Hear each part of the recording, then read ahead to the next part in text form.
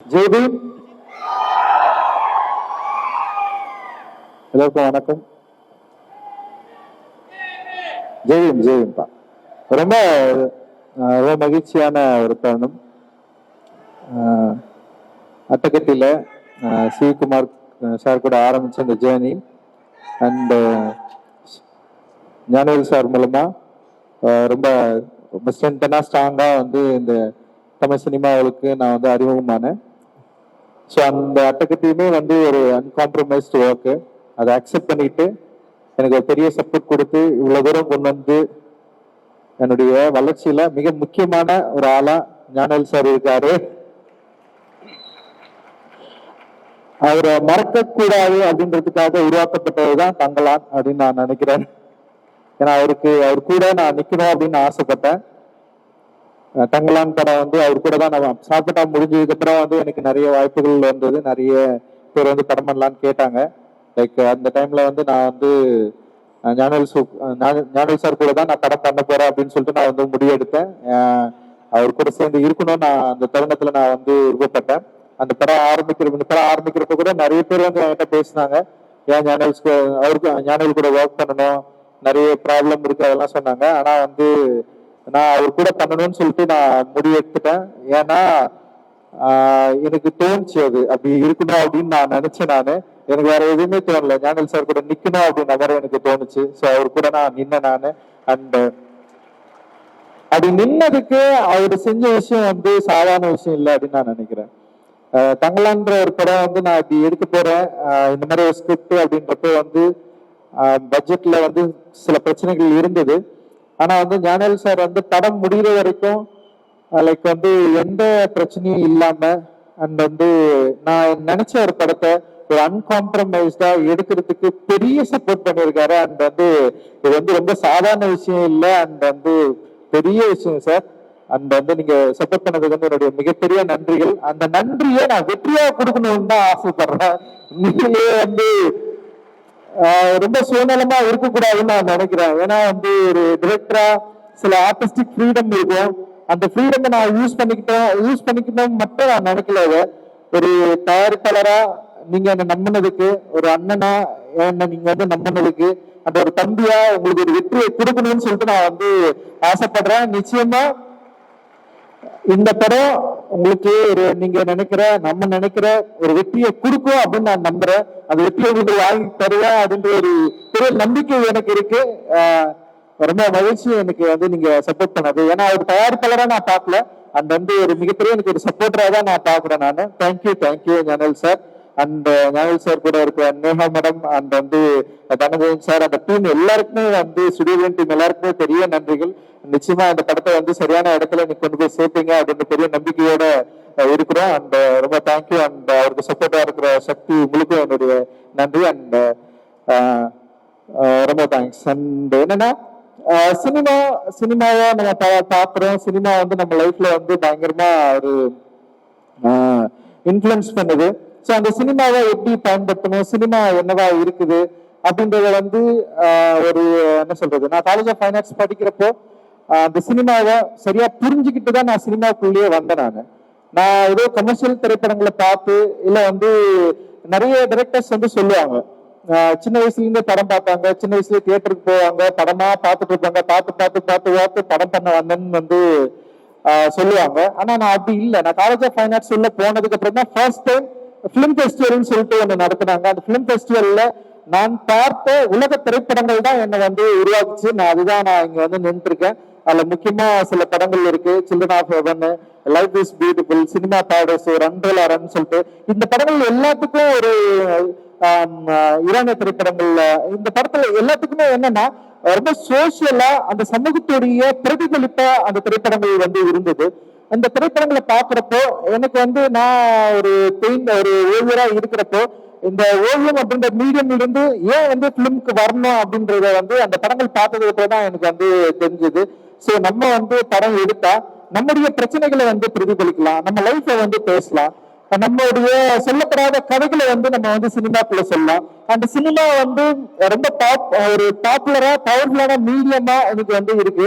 அந்த மீடியமா நம்ம வந்து கையில எடுக்கிறப்போ நம்மளுடைய பிரச்சனைகளை, நம்ம சொல்லப்படாத அந்த வரலாறை மக்கள் கிட்ட ஈஸியா கொண்டு போய் சேர்க்கிற ஒரு டூலா இந்தியாவில சினிமா இருக்கிறதுனாலதான் நான் சினிமாவை நான் தேர்ந்தெடுத்தேன். சினிமாவை நான் தேர்ந்தெடுத்தேன், சினிமா என்ன தேர்ந்தெடுக்கல.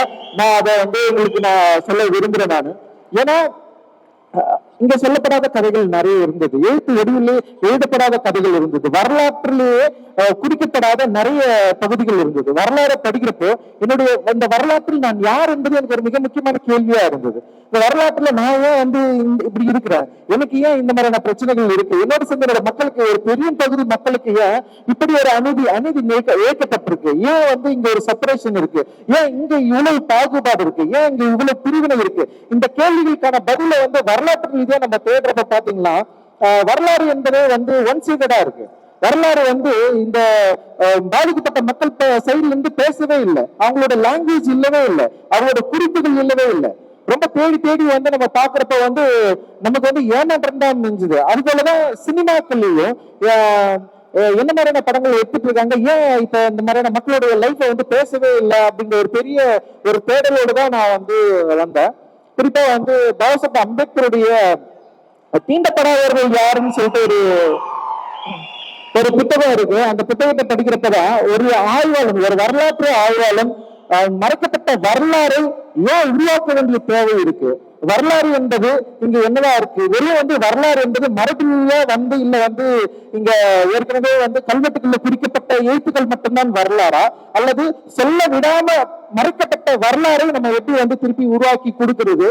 சோ ஒரு வரலாற்று ஆய்வாளனுக்கு அவனுடைய உணர்வும் அவனுடைய கற்பனையும் எவ்வளவு முக்கியம். அப்படி இருக்கிறப்ப அந்த உணர்வு அப்படின்றது வந்து தான் சொல்லப்படாத இருக்கிற பக்கங்களை தேடி கண்டுபிடித்து தன்னுடைய கற்பனையினுடைய உத்தியால அதை மீளுருவாக்கம் செய்யறது வந்து இந்த சமூகத்துக்கு மிக முக்கியமான தேவை அப்படின்றது வந்து அவர் ஒரு டிக்ளேர் பண்றாரு.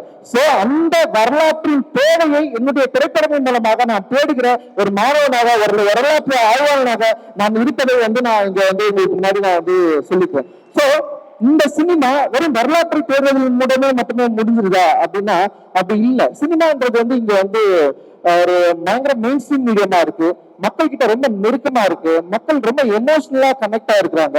வெறும் வரலாற்று ஆய்வோ இல்லை நம்முடைய நம்பிக்கைகளை மட்டுமே சினிமாவில சொன்னா அது சக்சஸ்ஃபுல்லா மாறுமா அப்படின்னு எனக்கு தெரியல. சோ அப்படிதான் நான் உள்ள வந்தேன். இப்படி நம்ம வந்து ஒரு புரட்சியை பண்ணிடலாம் சினிமாக்குள்ள, வந்து நம்ம நினைக்கிற சினிமாக்குள்ள நம்ம வந்து எடுத்துடலாம் அப்படிதான் நான் சினிமாக்குள்ள வந்தேன். ஆனா சினிமா வந்து அப்படியே வித்தியாசமா இருந்தது. அதுவும் தமிழ் சினிமா போக்கு வந்து இன்னும் பயங்கர வேறுபாடா இருந்தது, வித்தியாசமா இருந்தது. சோ இங்க வந்து நம்ம சொல்ற கருத்துக்கள் வந்து சொல்ல முடியுமா அப்படின்ற ஒரு பயம் வந்தது. அந்த பயத்தை வந்து எனக்கு ஃபர்ஸ்ட் போக்குனது வந்து என்னுடைய இயக்குனர் வெங்கட்பிரபு சார் தான். ஏன்னா வெங்கட்பிரபு சார் கிட்ட நான் ஒர்க் பண்றப்போ அது ஃபர்ஸ்ட் மூவி சென்னை 28 ஒரு படம் இருக்கு. ஏன்னா அவருக்கு வந்து இந்த மாதிரியான ஐடியாஸ் எல்லாம் இல்லை. ஆனா அந்த ஐடியா இல்லாம ஒரு மிக முக்கியமான சென்னையுடைய ஒரு பதிவை வந்து சென்னை 28 மூலமா அவர் வந்து பண்ணாரு. அது மிகப்பெரிய வெற்றி அடைஞ்சது. அந்த வெற்றி ஈஸியா மக்கள் கூட கனெக்ட் ஆகிற ஒரு வெற்றி இருந்தது. ஈஸியா யங்ஸ்டர்ஸ் வந்து கொண்டாடினாங்க. அப்ப நான் பாக்குறப்ப அந்த சென்னை 28 லைஃப்ல என் லைஃப்ல வேற இல்லை, ரொம்ப கிட்டத்தட்ட ஒரே மாதிரியான வாழ்க்கை இருந்தது. அந்த பசங்களோட வாழ்க்கை முறையும் என் வாழ்க்கை முறையும் வேறவே இல்லை. அப்போ ஒரு கொண்டாட்டத்தை, ஒரு மகிழ்ச்சியை சொல்ல விடாத கதைகள் மூலமா நம்ம சொல்றப்போ ஈஸியா வந்து ஆடியன்ஸ் நம்மளால வந்து கனெக்ட் பண்ணிக்க முடியும் அப்படின்றத வந்து விபி சார் கிட்ட தான் நான் கத்துக்கிட்டேன். அப்படி கத்துக்கிட்டதுனால நான் ஏற்கனவே எழுதின சில கதைகளை விட்டு அட்டக்கத்தின்னு சொல்லிட்டு ஒரு கதையை வந்து நான் எழுதினேன். கிட்டத்தட்ட வந்து என்னுடைய லைஃப்ல இருந்து நான் நிறைய எடுத்து அதை வந்து ஒரு சினிமாவா மாத்தி எனக்கு நல்ல ஞாபகம் இருக்கு. சி சார் கிட்ட வந்து அந்த கதை சொல்றப்போ அவர் வந்து அவருக்கு பிடிச்சிருந்தாலுமே வந்து அந்த கதையை ஆரம்பிக்கிறதுல அவருக்கு நிறைய தயக்கங்கள் இருந்தது. அப்ப நானும் மோசஸோ வந்து என்ன பண்றோம்னா ஒரு பெரிய லெட்டர் எழுதி அனுப்புறோம். அந்த லெட்டர் தான் வந்து சினிமா பண்றதுக்கான ஒரு வாய்ப்பு வந்து கொடுத்தது. ஸோ அந்த லெட்டர்ல வந்து என்னோட கான்பிடென்ட்டை சொன்னேன், இந்த சினிமா வந்து டெஃபினட்டா மக்களுக்கு வந்து பிடிக்கும், நாங்க வந்து எங்க ஒரு கிரவுண்டை தான் எதிர்பார்த்துட்டு இருக்கோம், நாங்க பிளேயர்ஸ் ரெடியா இருக்கிறோம், எங்க கிட்ட வந்து பால் வந்தா டெஃபினட்டா வந்து நாங்க கோல் வச்சிருவோம்னு சொல்லிட்டு ஒரு லெட்டர் ஒன்று எழுதி அனுப்பிச்சேன். அந்த லெட்டர் தான் வந்து அந்த படம் எடுக்கிறதுக்கான ஒரு வாய்ப்பு இருந்தது. மோசஸ் அவனா எழுதினா, அதை இங்கிலீஷ்ல அவனுடைய இங்கிலீஷ்ல எழுதினா. ஸோ வந்து அப்படிதான் நாங்க அந்த படம் ஆரம்பிச்சோம். ஸோ அந்த படம் அட்டை ஆடியன்ஸ் கிட்ட கனெக்ட் ஆச்சு, அந்த லைஃபை வந்து அக்செப்ட் பண்ணாங்க. ஸோ அந்த லைஃபை அக்செப்ட் பண்ணோடனே எனக்கு ஒரு பெரிய நம்பிக்கை வந்தது. அந்த நம்பிக்கையின் மூலமா அடுத்து வந்து மெட்ராஸ்ன்னு ஒரு படம் பண்றேன். மெட்ராஸ் படம் பண்றப்போ ஃபர்ஸ்ட் படத்துல எனக்கு சில பயங்கள்லாம் இருந்தது. ஆனா மெட்ராஸ் படம் பண்றப்போ ஜானல் சார் கிட்ட சொன்னா இந்த படம் நிச்சயமா ஒடுக்கப்பட்ட மக்களை பத்தி தான் நான் எடுக்கிறேன், இது வந்து ஒரு தலித் பெர்ஸ்பெக்டிவ் படம் தான், நீங்க இதை புரிஞ்சுக்கணும்னு சொல்லிட்டு சொல்லி புரிய வச்சு ஜானல் sir and Prabhu and Karthi sir 3 பேருக்குமே வந்து நான் வெளிப்படையா நான் சொன்னேன். ஏன்னா அப்படி சொல்லாம எடுக்கிறதுனால சில பிரச்சனைகள் வரலாம். ஆனா நான் வந்து இதுதான் இப்படிதான் ஒரு படம் எடுக்க போறேன், இதுதான் நான் சொன்னேன். அதை சரியா புரிஞ்சுக்கிட்டு எனக்கு வந்து ஒரு பெரிய ஒரு கமர்ஷியலான ஒரு பெரிய வெற்றியை கொடுக்குற ஒரு மெட்ராஸ் என்ற ஒரு பெரிய ஸ்டேஜ் வந்து எனக்கு வந்து ஏற்படுத்தி கொடுத்தாங்க. அப்படிதான் வந்து மெட்ராஸ் வந்து உருவாச்சு. அண்ட் வந்து அதுக்கப்புறம் வந்து கபாலி அண்ட் வந்து உங்களுக்கே தெரியும் சூப்பர் ஸ்டாரா இருக்கு. மெட்ராஸ் என்ற ஒரு படம் அவருக்கு பிடிச்சதுனால்தான் என்னை கூப்பிட்டு கொடுத்தாரு. எனக்கு வந்து அவர் கூட ஒர்க் பண்றதுல பயம் இருந்தது. பட் ஆனா வந்து அவருக்கு மெட்ராஸ் ரொம்ப பிடிக்கும், என்னுடைய அரசியல் ரொம்ப பிடிக்கும். அப்படிதான் எனக்கு வந்து கபாலி கொடுத்தாரு. கபாலி வெற்றி அடைஞ்சதுனால்தான் வந்து காலாண்ட ஒரு படத்தை வந்து கொடுத்தாரு. அந்த படத்தை வெற்றிதான் வந்து சார்பட்டா பரம்பரை. சோ இப்படிதான் அதுக்கப்புறம் வந்து நட்சத்திரம் நகர்கிறது அண்ட் தம்மம் இதெல்லாமே நான் வந்து ஒர்க் பண்ணேன். இது எல்லாமே என்னன்னா என்னுடைய தேடல் தான். வரலாற்றில் நான் யார் என்பதை தேடுகிற படங்களா தான் இது எல்லாமே இருந்தது. சோ இப்படி இருக்கிறப்பதான் வந்து விக்ரம் சார் வந்து என்ன வந்து கூப்பிட்டாரு. நம்ம வந்து சாப்பிட்டா படம் முடிஞ்சதுக்கு அப்புறம் வந்து சேர்ந்து ஒர்க் பண்ணலாம்னு சொன்னாரு. எனக்கு வந்து ஏன்னா விக்ரம் சாரை வந்து எனக்கு பல வடிவங்கள்ல பிடிக்கும், பல கேரக்டர்ல பிடிக்கும். அவர் வந்து எப்படின்னா மற்ற கமர்ஷியல் ஆக்டர்ஸ் மாதிரி நான் வந்து சாரை நான் பார்த்தது இல்லை. ஏன்னா அவர் வந்து அந்த கேரக்டருக்காக தன்னை வந்து என்ன சொல்றது அதை மாற்றிக்கிற விதம் இருக்குது இல்ல. இப்போ படத்துல வந்து ஒரு சின்ன போர்ஷன் தான் வரும், அதுக்காக வந்து ஒருத்தர் வந்து இப்படி ஒருத்தர் நிற்பாரா, கிறிஸ்டியன் பெல் மாதிரி ஒருத்தர் வந்து ஒல்லி ஆகி இந்த அளவுக்கு மயக்கம் அடைகிற அளவுக்கு பல்லெல்லாம் விழுந்து இப்படி ஒரு ஆக்டர் வந்து பண்ண முடியுமா அப்படின்றது இருக்குல்ல. அந்த வந்து இந்த கலையை நேசிக்கிற ஒரு பயங்கரமான ஒரு கலைஞன் கூட வந்து சேர்ந்து ஒர்க் பண்றது வந்து இட் இஸ் நாட் அது ரொம்ப ஈஸியானது கிடையாது. எனக்கு ரொம்ப சவாலா இருந்தது. நான் யோசிச்சேன், ஏன்னா விக்ரம் சார் மாதிரி ஆட்கள் முதல்ல வந்து நம்ம ஒர்க் பண்றப்ப ஃபர்ஸ்ட் நம்ம சொல்றதை அவர் கேட்கணும், அவர் கேட்பாரா. ஏன்னா வந்து பொதுவாக வந்து ஒரு டிரெக்டருக்கே இருக்கிற ஒரு விஷயம், நம்ம எழுதிட்டோம், அந்த எழுதுனதை நம்ம சொல்றத கேட்டு பண்ணணும். ஏன்னா அவருக்குன்னு சில டிமாண்ட் இருக்கும்.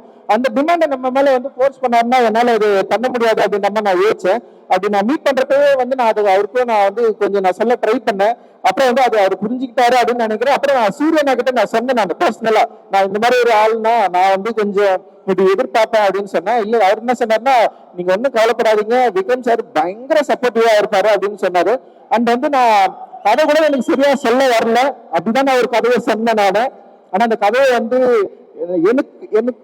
என்னோட ஆத்மாவுக்குள்ள இருந்து புரிஞ்சுட்டாரு அப்படின்னு நான் நினைக்கிறேன் ஆக்சுவலி.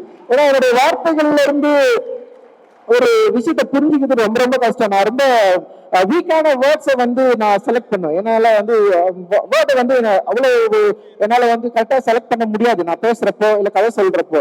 ஏன்னா என்னோட உலகத்துல இருந்து நான் வந்து ஆப்ரேட் ஆவேன். அப்படி ஆப்ரேட் ஆகிறத வந்து அவர் சரியா புரிஞ்சுக்கிட்டாரு அப்படின்னு எனக்கு தோணுச்சு. அந்த விக்ரம் சார் வந்து ஒத்துக்கணும்னே உண்மையிலே வந்து ஒரு பெரிய சவால் அன்னைக்குதான் எனக்கு என் லைஃப்ல வந்து ஸ்டார்ட் ஆச்சு அப்படின்னு நான் நினைக்கிறேன் நான் ஆக்சுவலி. ஏன்னா ஒரு ஒரு ஒரு கலைஞன், ஒரு அச்சாசலான ஒரு கலைஞன் ஒரு ஆர்ட்டுக்காக தன்னை அர்ப்பணித்தவரை நான் வந்து ஹேண்டில் பண்றது வந்து it is not easy choice. And வந்து அது வந்து அவ்வளவு கஷ்டமான ஒரு விஷயம் அப்படின்றது எனக்கு தெரியும். ஸோ அவரை வந்து இந்த கதாபாத்திரங்கள்ல வந்து கதாபாத்திரமா மாத்த வைக்கிறது அப்படின்றது ஒரு பெரிய சேலஞ்சா நான் வந்து யோசிச்சேன். ஸோ அவருக்கு அதை கொடுக்கணும், அதே நேரத்துல ஒரு ஜனரஞ்சகமா மக்கள்கிட்ட ஈஸியா அப்ரோச் பண்ற ஒரு வடிவமாவும் அந்த கதை இருக்கணும் அப்படின்னு நான் நினைச்சுதான் வந்து அந்த கதையை வந்து நான் ஒர்க் பண்ணேன். அந்த கதையை எழுதி முடிச்சதுக்கு அப்புறம் வந்து அந்த கதை வந்து என்னை வந்து பல இடங்கள்ல வந்து என்னை வந்து டிராவல் பண்ணிச்சு. நான் நிறைய விஷயங்களை வந்து நான் வந்து தெரிஞ்சுக்கிட்டேன். அந்த கதை எழுதுறப்போ என் கூட இருந்த தமிழ் பிரபா அண்ட் வந்து அழகத்திறன் அண்ணா இவங்க கூட வந்து பெரிய டிஸ்கஸ் பண்ண. தமிழ் பிரபா எனக்கு வந்து பெரிய டிஸ்கஷன் ஆச்சு. அந்த கதையை படிச்சுட்டு வந்து தினகர் இருக்கான், அவன் வந்து ஏன்டா இந்த மாதிரி ஒரு கதையை வந்து செலக்ட் பண்ணி பண்றலாம் நிறைய வந்து அவன் கேட்டே இருந்தான். ஏன்னா வந்து இந்த கதைக்குள்ள பல சிக்கலான விஷயங்களும் இருக்கு, அதே நேரத்துல வந்து ஒரு ஃபேண்டசி மீடியத்தை வந்து ஹேண்டில் பண்ண போறேன், ஒரு புது உலகத்துக்குள்ள நுழைய போறேன். ஏன்னா எனக்கு வந்து இந்த மேஜிக்கல் ரியலிசம் ரொம்ப ரொம்ப பிடிக்கும். அந்த மேஜிக்கல் ரியலிசத்தை வந்து கொஞ்சம் இந்த கதையில வந்து ஹேண்டில் பண்ணலாம் அப்படின்ற மாதிரி வந்து நான் ட்ரை பண்றேன். ஒரு புதிய ஜானரை நோக்கி இந்த படம் போகுது அப்படின்னு எனக்கு தெரியும். சோ அப்படி அந்த உலகத்துல நுழையப்போ எனக்கு வந்து ரொம்ப சப்போர்ட்டிவா இருந்தது இவங்க எல்லாருமே தான். அந்த வெரி கான்பிடண்டா இருந்தது.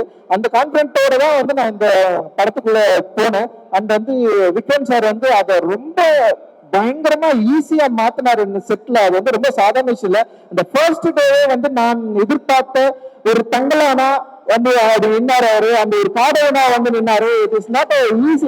எவ்ரி டைம் ஒரு காடவன், அதாவது தங்கலான் வந்து கொஞ்சம் பீரியடுக்கு முன்னாடி, காடன் இன்னும் பின்னாடி, அப்படி இன்னும் பின்னாடி இருக்கிறப்ப வந்து காடனோட உடல் வடிவமைப்பு அந்த வந்து அதோட ஸ்டேஜிங் இது எல்லாமே அந்த படம் ஷூட் போறதுக்கு முன்னாடி வந்து ரிஹர்சல்ஸ் வந்து இருந்தது, அதுக்கும் வந்தாரு. ஒரு பெரிய பயங்கர சப்போர்ட்டிவா இருந்தாரு. அந்த படத்தை வந்து அவர் நடிக்கிறப்ப இல்ல, அது வந்து ஒரு பெரிய ஒரு ஆக்சுவலி வந்து ஒரு ஸ்கூல் மாதிரி தான் எனக்கு வந்து தெரிஞ்சது. ஒரு ஆர்டிஸ்ட ஒரு ஹேண்டில் பண்றது வந்து எப்படி அப்படின்றத வந்து நான் வந்து கத்துக்கிட்டேன். ஆக்சுவலி பயங்கரமா ஒரு ஒரு என்ன சொல்றது, ஒரு ஒரு ஆசிரியரை ஷேப் பண்றது வந்து it is not easy, right? நம்ம வந்து ஒரு மாணவனை ஷேப் பண்ணலாம். ஒரு ஆசிரியரா இருக்கிறத வந்து நம்ம வந்து அவரை வந்து ஸ்டேஜ் பண்றது, நடிக்க வைக்கிறது, அவரை நம்ம சொல்றது கேட்கறது. இப்ப அவரே சில விஷயங்கள் சொன்னாரு, ரஞ்சித் இப்படி பண்ணலாமான்னு. எனக்கு என்ன பண்ணணும்னா வந்து அப்படி கேட்டாருன்னு சொல்லிட்டு யோசிச்சு பண்ண வேணாம் தான் சொல்லுவேன். சார் வேணாம் சார், இதுதான் எனக்கு வேணும் அப்படின்னு சொல்லுவேன் நானு.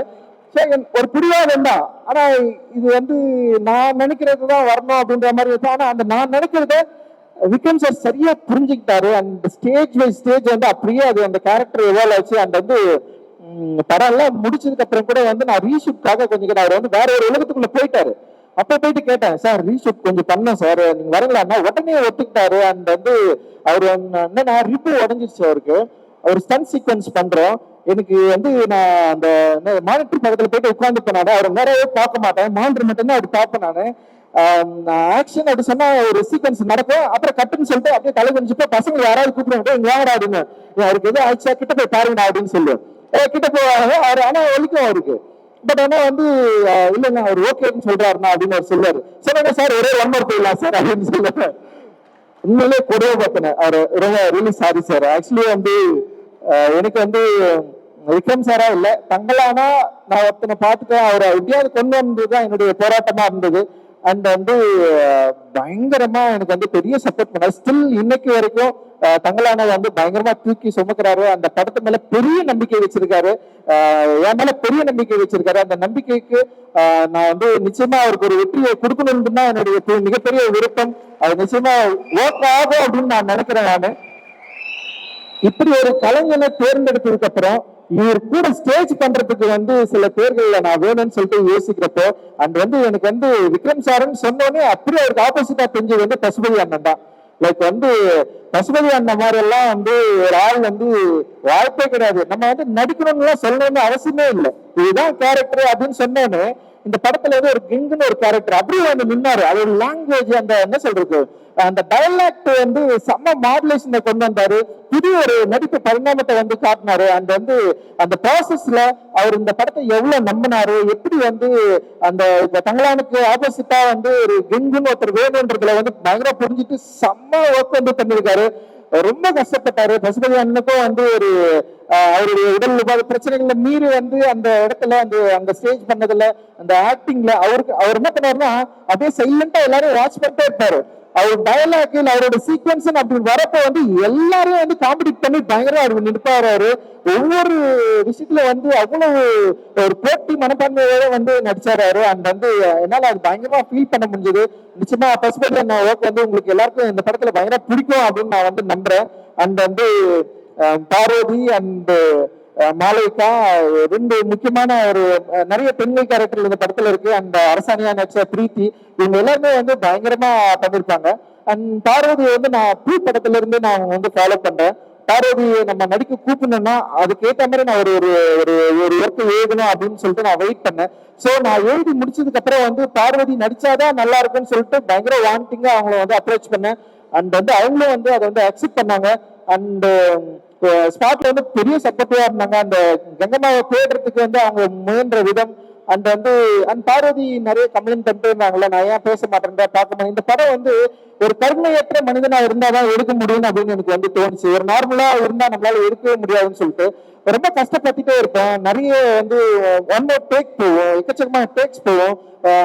இவங்க மட்டும் இல்லாம வந்து சப்போர்ட்டிங் ஆக்ட்ரஸா நடிச்ச நிறைய பேர் இருக்காங்க. எல்லாருமே பிரில்லியன்ட் ஆக்டர், வேற லெவல் ஆக்ட் பண்ணிருப்பாங்க. நீங்க அந்த படத்துல பாத்தீங்கன்னா எவ்ரி ஃப்ரேம்ஸ் வந்து அவங்க நடிச்சுட்டே இருப்பாங்க. ஸோ அவங்க எல்லாரையும் நடிக்க வச்சுட்டு ஒரு பெரிய கூட்டத்தை நடிக்க வைக்கிறது, அவங்களுக்கு வந்து அந்த எனர்ஜி வந்து எல்லா ஷாட்லயும் இருக்கணும். நம்ம வந்து திருப்பி திருப்பி ஒன் மோர் போயிட்டே இருப்போம், அவங்களை நடிக்க வச்சுட்டே இருக்கணும். அது வந்து ஒரு நார்மலான மனுஷனா இருந்தா பண்ண முடியாது. ஸோ நான் என்ன பண்ணேன்னா எல்லாரையும் நான் ஹர்ட் பண்றேன்னு சொல்லிட்டு எனக்குள்ள பயங்கரமா ஒரு நான் ரொம்ப ஹர்ட் ஆயிட்டேன். நான் அப்படி கிடையவே கிடையாது. என் படம்னா ரொம்ப ஜாலியா எடுப்பேன், சந்தோஷமா இருப்போம் நாங்க எங்க செட்ல. பட் ஆனா வந்து இவ்வளவு ஹர்ட் பண்ணி பண்ணதுனால என்னால பேச முடியல. எப்படியாவது வந்து நல்லா எடுக்கணும், இவ்வளவு கஷ்டப்படுறாங்க, இவ்வளவு அவங்களோட எஃபர்ட்டை போடுறாங்க, அதனால வந்து எப்படியாவது படத்தை நல்லா எடுத்துடணும், சரியா வந்துடணும் படம்னு சொல்லிட்டு அந்த மன உளைச்சுக்குள்ள போயிட்டு நான் கிட்டத்தட்ட வந்து அந்த படம் முடிவு வரைக்கும் அந்த ஜேர்னி தான் இருந்தது. அந்த நேற்று கூட வந்து ஞானல் சார் கேட்டாரு, இன்னும் ஒரு மாதிரி இருக்கிறீங்க, ஜாலியாகுன்னு சொன்னாரு. என்னால முடியல. படம் ரிலீஸ் ஆயிட்டு மக்கள் பார்த்து அதை அக்செப்ட் பண்ற வரைக்கும் வந்து நான் அதுக்குள்ளதான் இருப்பேன் அப்படின்னு நான் நினைக்கிறேன். அந்த வந்து மாளவிகாவுடைய அவங்க உள்ள வந்தது, அவங்க போட்ட எஃபர்ட், அந்த வந்து ரொம்ப சாதாரணமா நான் நடிச்சுட்டேன் அந்த கேரக்டரை பண்ண முடியும்னு சொல்லிட்டு. பட் ஆனா வெரி வெரி டஃப்பான ஒரு கேரக்டர். அவங்க அதை வந்து தூக்கி சுமந்தாங்க, அவங்களால முடியல. அவங்க கை காலெல்லாம் உதறும், கையெல்லாம் வலிக்கும், ரொம்ப பெயினா இருக்கும். ஆனாலுமே நான் வந்து ஒன் மோர் கேட்டே இருப்பேன். அவங்க பண்ணிட்டே இருந்தாங்க. அவங்களுக்கு வந்து பயங்கர சப்போர்ட்டிவா அந்த சன் மாஸ்டர் சாம் இருக்காரு. சாம் வந்து ஒரு கரடு போடான ஆளு. நான் எட்றான்னா எல்லாரும் அச்சு போட்டு நிற்பாரு. அது எல்லாருமே அடிப்பட்டுதான் விழுவாங்க. ஆனா வந்து அவ்வளவு சப்போர்ட்டிவா இருந்தாரு. And thank you Malaika. அந்த நீங்க அண்ட் டேனியல் டேனியல் எப்படின்னா வந்து லாங்குவேஜ் பிரச்சனை, அப்புறம் டேனியலுக்கும் நமக்கும் கல்ச்சர் பிரச்சனை. டேனியல் பிரிட்டிஷ் இட்டாலியன், அங்கிருந்து ஒரு வராரு. பாலா இருக்கிறான் பாரு, பாலாவுக்கு தெரிஞ்ச இங்கிலீஷ்ல டேனியலுக்கு ஒண்ணு சொல்லி கொடுப்பான். நான் ஒண்ணு கேட்டேன், பாலா அவனுக்கு தெரிஞ்ச இங்கிலீஷ்ல டேனியலுக்கு ஒண்ணு சொல்லுவான். அப்படி ஒரு பிரச்சனை நடக்கும். அப்புறம் நான் போய் கேட்பேன், டேனியல் கிட்ட சொல்ல, டேனியல் இப்படி பண்ணுன்னு சொன்னா பாலா கூப்பிடுவான், பாலா நீ இதுதானா சொல்லு அப்படின்னா. உடனே பாலா சொல்ல, அண்ணா நீங்க ஸ்கிரிப்ட்ல இதுதானே எழுதிருக்கீங்க அப்படின்னா, அது இல்லடான்னு சொல்லி. சோ ஒரு அண்ட் டேனியல் வந்து அந்த கேரக்டர் வந்து வேற மாதிரி வந்து ஒர்க் பண்ணிட்டாரு. Thank you Daniel. அண்ட் ஹரி அந்த அசோகன், ஹரியெல்லாம் வந்து நான்லாம் யோசிக்கவே மாட்டேன். ஒரு கேரக்டர் எழுதிட்டேன், இது பண்ணணும், ஹரியால முடியும்னா அவன் வந்துருவான். அந்த மாதிரி ஒரு கேபபிளான பயங்கரமான ஆர்டிஸ்ட் அந்த அசோகன்லாம் வந்து வேற லெவல்ல போறான். அந்த முத்துக்குமார் எவ்ரிதிங் எல்லாருமே, இப்ப எங்க பூர்வராணி நடிச்சிருக்கு, அப்புறம் வேங்கமலாம் வேற யாழ்னி நடிச்சிருக்கு, அப்புறம் குட்டி பொண்ணு நடிச்சிருக்கு. எல்லாருமே வந்து ஆக்டரா நடிச்சவங்க. முக்கியமா வேணா அந்த பேக்ரவுண்ட் ஆர்டிஸ்ட். ஏன்னா இவங்க எல்லாருமே வந்து பேக்ரவுண்ட் ஆர்டிஸ்ட் நீங்க பாத்தீங்கன்னா படத்துல வந்து ரொம்ப சாதாரணமா அவங்களுடைய வேலையை ரொம்ப பயங்கரமா பண்ணிருப்பாங்க. வேற லெவல் எக்ஸ்ட்ரானரி ஒர்க். அந்த அவங்க பட்ட கஷ்டம் அதெல்லாம் ரொம்ப சாதாரண விஷயம். அதெல்லாம் வந்து நம்ம வந்து சொல்ல முடியாது. அடிபட்டு ஓடும் ஒருத்தன் அப்படியே பார்க்காம கண்டுக்காம திரும்பிடுவேன் நான். அது ஒருத்தர் மயக்கிச்சு விழுந்துருவாரு, நான் என்ன பண்றதுன்னே தெரியாது. ஆனா வந்து உடனே நான் வந்து ஷூட் ஆரம்பிக்கணும். ஸோ ஒரு அந்த அளவுக்கு வந்து ஒரு மோசமா தான் நடந்துக்கிட்டேன். Really sorry. நீங்க ஆனா பெரிய லெவலில் எனக்கு வந்து சப்போர்ட் பண்ணுங்க. அந்த தேங்க்யூ ரொம்ப நன்றி. அண்ட் வந்து என்னுடைய டெக்னீஷியன்ஸ் வந்து அந்த கிஷோர் வந்து என்னுடைய கனவை சுமந்த கிஷோர்னு நான் சொல்லலாம். கிஷோரா இருக்கட்டும், அந்த எடிட்டர் இருக்காங்கல்ல செல்வா, 2 பேரும் வந்து பயங்கர. அந்த ஆர்டர் வந்து மூர்த்தி சாரு வேற லெவல்ல வந்து அவங்க எல்லாமே வந்து எனக்கு வந்து பெரிய சப்போர்ட் பண்ணாங்க. அப்புறம் வந்து உமா இருக்காங்க, அந்த வந்து அறிவு, அந்த மௌனன் யாத்திரிக்கன், அந்த எல்லாருமே வேற லெவல்ல வந்து நமக்கு வந்து சப்போர்ட் பண்ணாங்க. அந்த மியூசிக் டைரக்டர் வந்து அந்த ஜிவியை பொறுத்த வரைக்கும் என்னன்னா, எனக்கு வந்து நான் சந்தோஷ் கூட தொடர்ந்து ஒர்க் பண்ணதுனால எனக்கு ஒரு ஒர்க் ஸ்டைல் இருந்தது. அண்ட் ஜிவி சார் எப்படின்னா வந்து பயங்கரமான ஒரு ஃப்ரெண்ட்லியா, ரொம்ப என்ன சொல்றது, அவரோட டியூன்ல எல்லாம் என்னை கூப்பிட்டு உட்கார வச்சு இப்படி பண்ணலாம் அப்படி பண்ணலாம்னு சொல்லி லிரிக் இந்த மாதிரி எல்லா விஷயத்துலயும் வந்து பயங்கர ஃப்ரீடமா இருந்தாரு. அண்ட் என்னன்னா, நான் என்ன நினைக்கிறேன், நான் என்ன சினிமா உருவாக்க நினைக்கிறேன், என்னோட பிளேவர் என்ன, எனக்கு என்ன இருக்கிற ஒரு பாலிடிக்ஸ் சரியா புரிஞ்சுக்கிட்டு அவருடைய அந்த வரிகள்ல இருந்து அந்த மியூசிக்ல இருந்து அந்த படத்தை வந்து உருவாக்குறதுல வந்து மிகப்பெரிய சப்போர்ட்டிவா இருந்தாரு. அந்த என்ன சரியா புரிஞ்சுக்கிட்டாரு, என்னோட எமோஷனை ரொம்ப கரெக்டா புரிஞ்சுக்கிட்டு மியூசிக்கா வந்து வெளிப்பட்டிருக்காரு. அவரோட டீம் வேற லெவல் டீம் அவர் வந்து வச்சிருக்காரு. அண்ட் வந்து அவங்களுக்கு எல்லாருக்குமே நான் இந்த டைம்ல வந்து நான் தேங்க்ஸ் சொல்லிக்கிறேன். அண்ட் பெரிய சிப்பனுடைய அந்த உதவி இயக்குநர்களுக்கு எல்லாருக்குமே நன்றி. எல்லாரும் வந்து உங்களுக்கு ஆக்குறாங்க. அதே மாதிரி நீங்க எல்லாருமே நல்ல படமா எடுத்து பெரிய லெவல்ல வரணும் அப்படின்னு நான் நினைக்கிறேன். அண்ட் நிறைய தசின் ராஜா அண்ணன், அண்ட் வந்து இப்ப ஸ்ரவன், காஸ்டியூம் டிசைன் அனிதா, மனைவி அனிதா வந்து காஸ்டியூம் டிசைன் பண்ணிருக்காங்க. இந்த ஏகாம்பரம் வந்து பண்ணிருக்காங்க. அண்ட் பயங்கர சூப்பரான ஒர்க். அண்ட் நான் மகிழ்ச்சி சிரிக்கிறேன், என் பொண்ணு சிரிக்கியா. அண்ட் வந்து ஸோ எல்லாரும் விட்டு நான் யாராவது யாரு முனி அண்ணா, சந்திரா எல்லாம் செம்ம சூப்பரா ஒர்க் பண்ணிருந்தாரு. அண்ட் ராஜேஷ் எது ராபினா மேனேஜர்ஸ், ஓகே ராபினும் பயங்கரமா பண்ணிருந்தா. ராபின் வரல மேனேஜர்ஸ் எல்லாருக்குமே அவங்க தூங்கவே இல்லை. மேனேஜர்ஸ் எல்லாருமே ரூபேஷ்ல இருந்து அந்த நம்ம சிவா, அப்புறம் வந்து சிவா சிவா பரத் காமராஜ் அந்த மாதிரி நிறைய பெரிய டீம் அந்த எல்லாருமே வந்து செம்ம சூப்பரா ஒர்க் பண்ணி பெரிய லெவல் சப்போர்ட் பண்ணாங்க. நிச்சயமா இந்த படம் ஒரு எல்லாருக்கும் ஒரு பிடித்த படமா இருக்கும். நான் எப்பவுமே வந்து என்னோட சினிமா அப்படின்றது வந்து ஒரு சினிமாவை மட்டும் பார்க்கல, வெறும் என்டர்டைன்மெண்டா மட்டும் இருக்கணும்னு நான் விரும்பல. நான் அந்த என்டர்டைன்மெண்ட்டை மீறி இந்த சமூகத்துக்கு நம்மளால என்ன கொடுத்துட முடியும் அப்படின்றதுதான் என்னுடைய வந்து பெரிய வாண்டிங்கா இருந்தது. இந்த சமூகம் என்னை வந்து ப்ரொடியூஸ் பண்ணிருக்கு. இந்த சமூகத்துல இருந்து எனக்கு நிறைய கிடைச்சிருக்கு. அதுல வந்து இன்பங்கள் நிறைய இருக்கு, துன்பங்கள் நிறைய இருக்கு, நிறைய படிப்பினைகள் இருக்கு. ஸோ இது வந்து நான் அப்சர்வ் பண்ணிருக்கேன். இந்த அப்சர்வ் பண்ணதை நான் ஆர்ட்டா மாத்தி நான் வந்து ஒரு சினிமாவா நான் உங்ககிட்ட கொடுக்குறேன். நிச்சயமா இந்த சினிமா உங்களுக்குள்ள இருக்கிற அந்த உணர்வு எழுச்சியை டச் பண்ணும் அப்படின்னு நான் நினைக்கிறேன். டச் பண்றது மூலமாக இந்த சினிமா சில விஷயங்களை விவாதங்களை உண்டு பண்ணும், சில கேள்விகளை உருவாக்கும். அந்த கேள்விகளை பதிலை தேடுறது மூலமாக வரலாற்றில் நம்ம மறந்த நிறைய கேள்விகளுக்கான பதிலை நம்ம வந்து பெற முடியும் அப்படின்னு நான் நம்புறேன். அதுதான் என்னுடைய சினிமாவா நம்புறேன், அதுதான் என்னோட ஸ்ட்ரென்த்தா நம்புறேன். ஏன்னா என்னுடைய பாலிடிக்ஸ் தான் நானு, அது இல்லைன்னா நான் கிடையாது, அது இல்லைன்னா நான் இங்க கிடையாது. பாபாசாஹேப் அம்பேத்கருக்கு நான் பெரிய நன்றியை சொல்லிக்கிறேன். அவர் இல்லைன்னா நான் கிடையவே கிடையாது. அவர் தான் என்னை வந்து இவ்வளவு தூரம் நீ உன்னுடைய சமூகத்துக்காக உன்னுடைய மக்களுக்காக நீ பேசிய ஆகணும்னு சொல்லிட்டு என்ன புஷ் பண்ணி என்னை வந்து இந்த ஸ்டேஜ்ல வந்து நிக்க வச்சிருக்காரு. ஸோ அவருடைய வாய்ஸா, அவருடைய மாணவனா, அவருடைய சீடனா நான் தொடர்ந்து இயங்குவேன் அப்படின்றதுதான் என்னுடைய வந்து ஒரு பெரிய லட்சியம் அண்ட் குறிக்கோள். அதுதான் என்னுடைய பெரிய விருப்பமா இருக்கு. இந்த நேரத்துல நான் வந்து எல்லாருக்குமே நன்றியை தெரிவிச்சுக்கிறேன். அந்த அம்மாவுக்கு ரொம்ப நன்றி. அம்மா வந்து எப்படி என்னை பாக்குறாங்கன்னு கூட எனக்கு தெரியாது. ஏன்னா அவங்க சின்ன வயசுல அவங்க ரொம்ப கொஞ்சம் ஒரு பையனா நான் இருந்தேன். அதுக்கப்புறம் வந்து இப்ப அவங்க எப்படி என்ன பாக்குறாங்கன்னு தெரியாது. பட் அவங்க விட்டு விலகி நான் ரொம்ப தூரம் வந்துட்டேன். ஆனாலுமே வந்து அம்மான்ற ஒரு இருக்குல்ல, அது சமசூத்திரம் எமோஷனலானது. அது அவங்க கிட்ட பேசுறப்போ ஒரு சின்ன ஒரு ஆசுவாசம் கிடைக்கும். அப்பதான் நான் ஒரு பையனாவே உணர்வேன், அப்பதான் நான் மனுஷனாவே உணர்வேன். அது வரைக்கும் நான் மனுஷனாவே இல்லை, ஏதோ ஒரு ஜோன்ல ஏதோ ஒரு வாழ்க்கையை நான் வாழ்ந்துட்டு இருக்கிறேன். ஆக்சுவலி அப்படியே போயிட்டு இருக்கிறேன் நானு.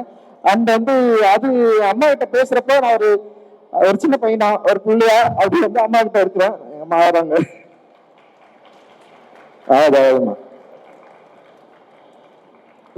அப்புறம் விஎஃப்எக்ஸ் டீம் நிறைய பேர் வந்து பெரிய அளவுல வந்து வச்சிருக்கோம். அந்த டிசைனர் கபிலனுக்கு வந்து நான் பெரிய நன்றியை தெரிவிச்சுக்கிறேன். கபிலனோட ஒர்க் வந்து பெனாமினல். போஸ்டர் டிசைன்லாம் வேற லெவல்ல வந்து அவன் கலக்கிட்டு இருக்கான். இன்னைக்கு வந்து இந்த படத்தை வந்து வேற லெவல்ல வந்து அப்ரோச் பண்ணிட்டு இருக்கான். அந்த சவுண்ட் டிசைனர் ரூபன் வந்து ஒரு லைவ் சவுண்டை வந்து பயங்கரமா அச்சீவ் பண்ணிருக்காரு. இந்த படத்துக்கு அப்புறம் ரூபனோட பேர் வந்து டெஃபினட்டா இன்டர்நேஷனல் லெவல்ல வந்து பேசப்படும் அப்படின்னு நான் நினைக்கிறேன். அந்த எல்லாருக்குமே மிகப்பெரிய நன்றிகள். என்னுடைய எல்லா பிரச்சனைகளிலும், என்னுடைய இன்பங்களிலும் துன்பங்களிலும் என் கூட இருக்கிற, எனக்கு சப்போர்ட்டிவா இருக்கிற என்னோட ஃப்ரெண்ட்ஸ், என்னோட வெல்விஷர் எல்லாருக்குமே, அப்புறம் என்னை விமர்சிக்கிற நண்பர்களுக்கு எல்லாருக்குமே வந்து என்னுடைய நன்றிகள். நீங்க இல்லைன்னா டெஃபினட்டா நான் கிடையாது. And thank you all. Jai Hind.